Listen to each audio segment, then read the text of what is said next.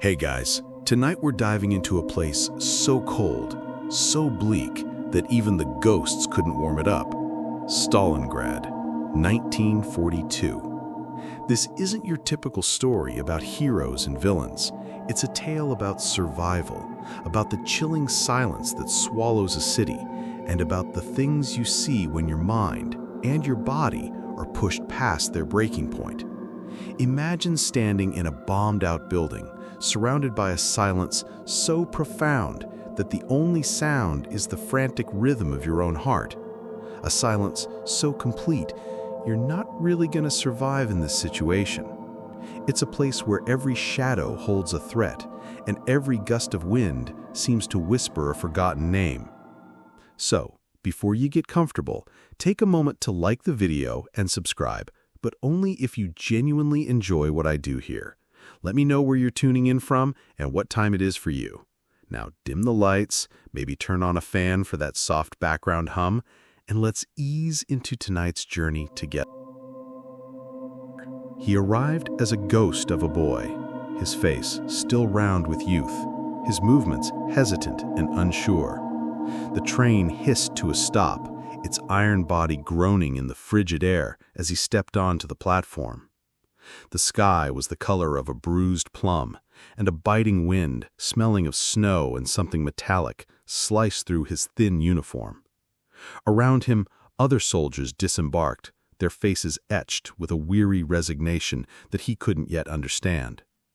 He had read about this place in dispatches, seen grainy photographs of its grand avenues, but this was a city shattered. Its skeletal remains clawed at the sky, a testament to a violence he could only imagine. The air was a mixture of frost and something else, a lingering scent of ash and a cold, silent grief. He tightened his grip on the strap of his rifle, its icy touch a sharp, unwelcome anchor to reality. A seasoned sergeant with a face like chiseled granite pointed toward the front. "Welcome to Stalingrad, son," he said, his voice a low rumble. "Don't get attached to anything. Not your rifle, not your food, and especially not the man next to you." The young soldier, his name was Anatoly, nodded numbly. The cold wasn't just in the air, it had already seeped into his bones. And a part of him, a part that still believed in comfort and warmth, was beginning to freeze. He took his first uncertain steps into a city that had long ago forgotten what a home was, a city that now only knew how to be a tomb.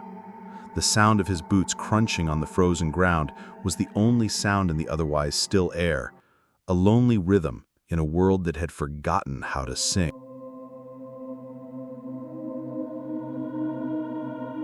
Anatoly's first lesson was the silence. It wasn't an empty silence. It was heavy, pregnant with a sinister purpose. The veteran soldiers moved differently, their steps light, their bodies low, as if they were trying to appease a great, sleeping beast. He learned to keep his eyes on the broken windows and shattered rooftops, for that was where the silent death lived, the snipers. The veterans called them ghosts, and for good reason. You never saw them.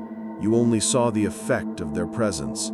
A helmeted head suddenly snapping back, a body collapsing with a soft thump, a red stain blooming against the pristine white of the snow.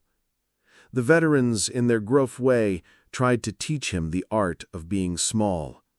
"Don't stand up straight," one told him, his voice a gravelly whisper. "You make a nice, neat target. Move with the rubble. Become a part of the city's bones." Anatoly tried, but his body still felt too big, too exposed. He remembered the comforting smell of his mother's cooking, a world away from the stench of dust and decay that now filled his nostrils. He thought of the village square, where boys his age would kick a football, their laughter echoing against the brick buildings.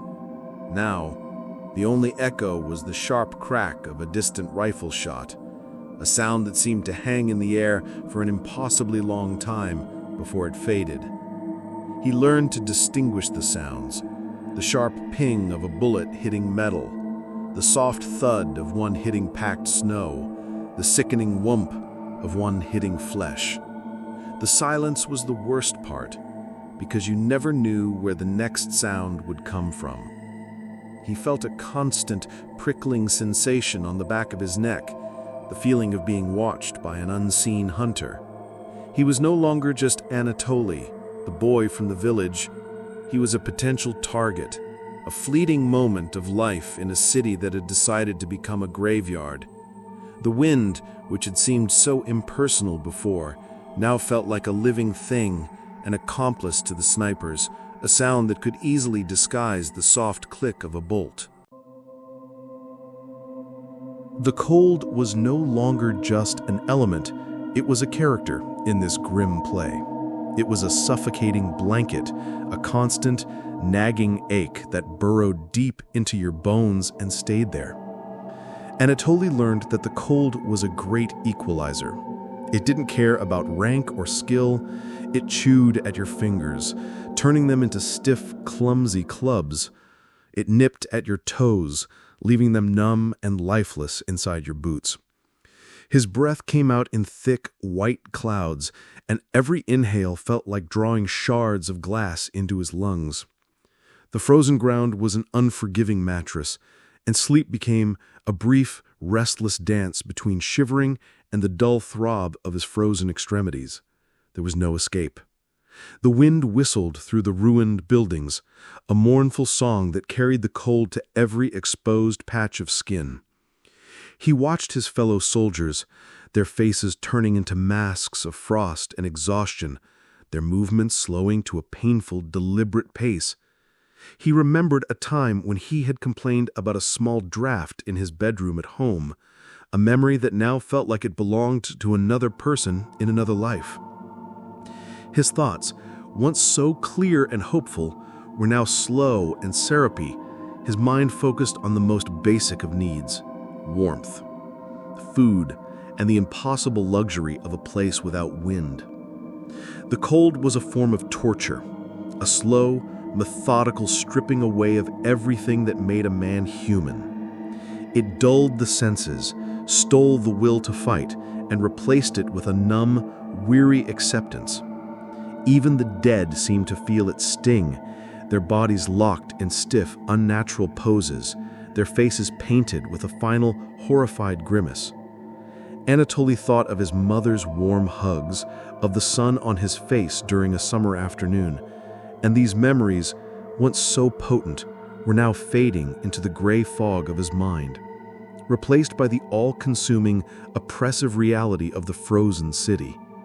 He felt as if he was slowly turning into a statue, a monument to the cold, his heart beating a sluggish, desperate rhythm against his ribs.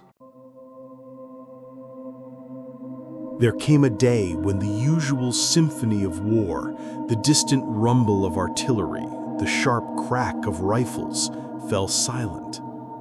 The change was so abrupt, so complete, that it was more terrifying than the noise. The soldiers, hunched in their positions, looked at each other with wide, questioning eyes. The air, already heavy with the scent of frozen earth and decay, seemed to thicken.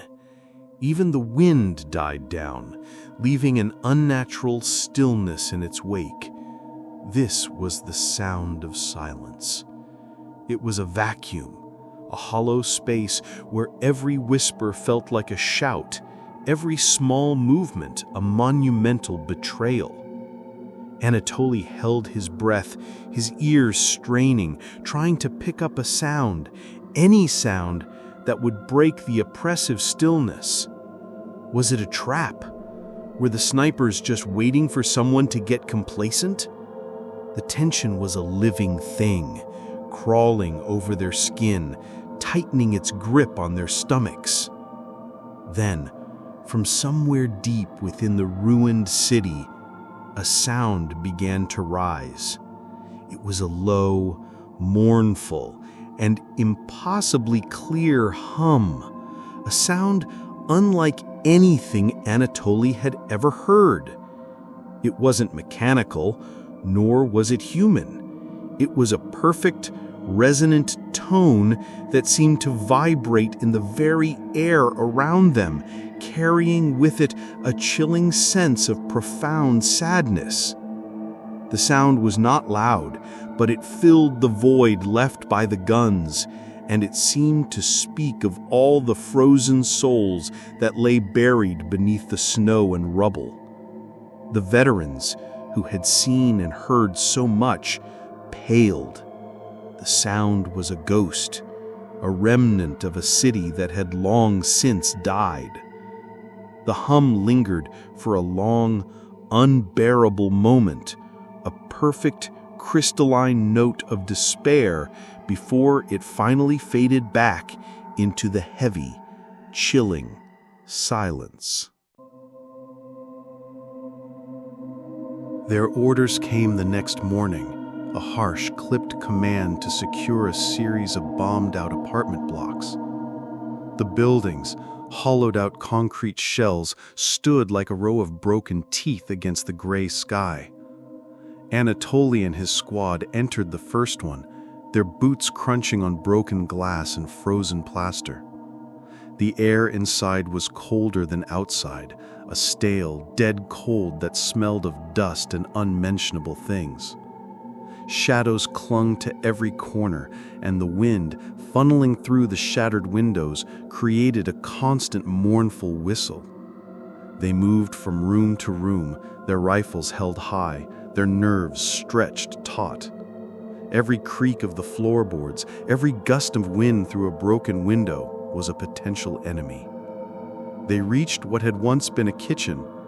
A porcelain sink lay shattered on the floor, and a single frozen teacup sat on a counter, a chillingly mundane detail in this landscape of ruin. It was then that they heard it. A soft, almost inaudible sound, like the whisper of a child. It came from the room next to them, a sound of gentle, rhythmic rocking. The squad leader, a hardened man who had seen too much, stopped dead in his tracks, his face turning pale. He motioned for them to stay put, his body rigid with fear. The sound continued, a quiet, steady rhythm that seemed to speak of a forgotten lullaby. Then a new sound joined it, a faint, ethereal tune, as if a music box were playing a sorrowful melody. Anatoly felt a shiver that had nothing to do with the cold. They knew, without a word being spoken, that there was no one else in these ruins. They were alone. The sounds faded as suddenly as they had begun, leaving an even deeper silence in their wake. The squad leader, his resolve crumbling, shook his head and motioned for them to move on, his eyes wide with a fear that Anatoly had never seen on his face before. That night, as the cold gnawed at him and the spectral hum of the city lingered in his memory, Anatoly felt a presence. It wasn't a menacing one like the snipers, nor a sorrowful one like the ghost music. It was a gentle, quiet feeling, as if someone were standing watch over him. He was huddled in a shallow, frozen foxhole, trying to find a position where the wind wouldn't bite so fiercely. The feeling was like a whisper against his mind, a silent reassurance. He felt a phantom touch on his shoulder, not a physical one, but a sensation of comfort that transcended the brutal reality of his situation. He turned his head slowly, peering into the inky blackness, but there was nothing there, just the skeletal remains of a building against the sky and the endless, glittering expanse of stars.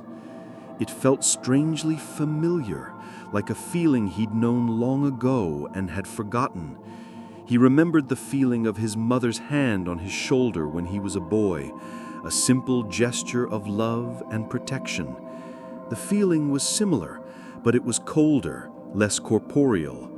It was the presence of a frozen soul, a silent companion who had decided to stand guard over him. He felt a profound sense of calm settle over him, the relentless fear and cold momentarily forgotten. The presence seemed to hum with a quiet energy, a silent strength that flowed into him, giving him a small, much-needed measure of peace. He wasn't alone anymore. He was being watched over, guided by something beyond the mortal understanding of this battlefield. The presence was not just a feeling of comfort.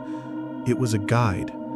It was a silent whisper that told him when to move, when to duck, and when to wait. The next day, a squad of his comrades was sent on a patrol, and Anatoly was ordered to stay back. As they moved into a bombed-out square, he felt the familiar prickling sensation.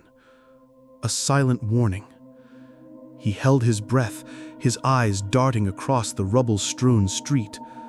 The presence was with him, a quiet, insistent pressure, urging him to look up. He did, and his eyes fell upon a half-collapsed balcony on the third floor of a ruined building. A sliver of movement, almost imperceptible, caught his eye. The glint of light on a lens. A sniper. A ghost, just as the veterans had described. The presence seemed to hum with urgency, a silent command to warn his comrades. He yelled, his voice a raw, desperate shout that tore through the heavy silence. His squad, well-trained in the brutal reality of this city, scattered instantly, diving for cover behind crumbling walls and mounds of snow. A moment later, the sharp crack of a rifle shot echoed through the square, followed by another and another. Anatoly watched, his heart pounding in his chest, as the bullets slammed into the very spots where his friends had been standing just a moment before. He felt the phantom touch of the presence on his shoulder again, a fleeting sense of relief, a quiet acknowledgement. He had heeded the silent warning, and they had survived. The unseen companion, a ghost from this desolate place, was his protector. It was a strange, impossible kind of bond, a living boy and a frozen soul, bound together by the chilling, brutal reality of Stalingrad.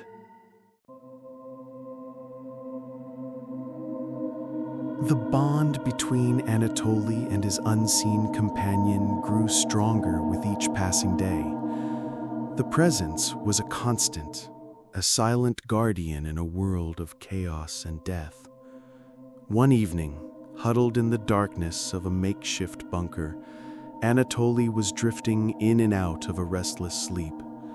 The cold was a constant ache, and his dreams were a jumble of memories from home and the jarring horrors of the front. He opened his eyes, not fully awake, and in the space between wakefulness and dream, he saw it. The presence. It wasn't a solid form, but a fleeting, translucent figure, a shimmering outline against the darkness. It was a soldier, but not a ghost in the traditional sense. It was a form made of starlight and frost, a spectral figure from a bygone era. His uniform tattered, a deep crimson stain frozen over his heart. He was looking at Anatoly with eyes that held an infinite, chilling sadness and a silent, knowing look. He raised a hand, not to touch, but in a gesture of solidarity, a silent promise. Anatoly felt a wave of profound sorrow wash over him, a sense of loss that was not his own. The vision lasted only a moment, a blink of an eye, and then the figure was gone, fading back into the darkness. But the impression was burned into his mind. The ghostly soldier was a protector, a sentinel of the dead, a soul that had found new purpose in guarding the living. Anatoly now understood the cold, comforting feeling. It was the presence of a frozen soul, a protector from the silent symphony of death, a guardian of the haunted battlefield. One by one, the men in Anatoly's squad fell. The relentless cold, the ever-present threat of snipers, the grinding reality of street-to-street combat, it all took its toll. Soon, Anatoly was alone. He was no longer the fresh-faced boy who had stepped off the train. His face was gaunt, his eyes hollowed out by sleepless nights and the constant fear.